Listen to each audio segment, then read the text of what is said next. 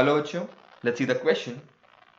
In a given atom, no two electrons can have same values for all the four quantum numbers. This is called. अच्छा sir, अगर हम एक एक करके देखेंगे तो आपका हुंस रूल क्या कहता था? हुंस रूल था मेरा हुंस रूल ऑफ मैक्सिमम मल्टीप्लिसिटी।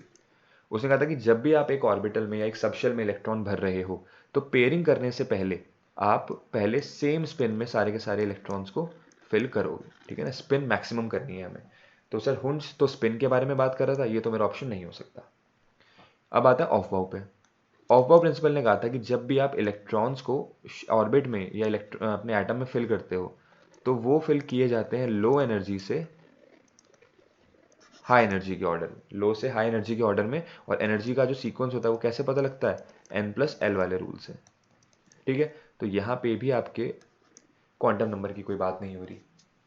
अगर आप सी देखोगे, हाइजेनबर्ग अनसर्टेनिटी प्रिंसिपल, वो कहता था कि सर एक ही इंस्टेंट पे, एक ही मोमेंट पे किसी भी ऑब्जेक्ट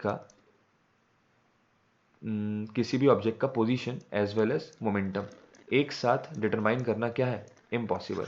या एक ही मोमेंट पे आप किसी भी पार्टिकल की पोजीशन और मोमेंटम या वेलोसिटी फाइंड नहीं कर सकते। तो ये होता है मेरा हाइजेनबर्ग अनसर्टेनिटी प्रिंसिपल। ये भी मेरे चारों क्वांटम नंबर से मैच नहीं कर रहा। सर पॉलीज एक्सक्लूजन प्रिंसिपल ने कहा था, पॉलीज एक्सक्लूजन प्रिंसिपल ने कहा था कि एक ही एटम के अंदर no two electrons can have all four quantum numbers same. ठीक है ना, एक ही एटम के अंदर दो इलेक्ट्रॉन्स के क्वांटम नंबर चारों के चारों सेम नहीं हो सकते। इसी रीजन की वजह से हम जो अपनी स्पिन लेते हैं वो क्या लेते हैं?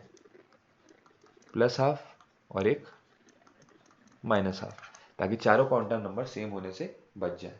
तो सर ये रूल किसने दिया था? ये दिया था मेरा Pauli's exclusion principle, that is option D. तो D is the right choice. Hope this answer your question. Thank you and all the very best.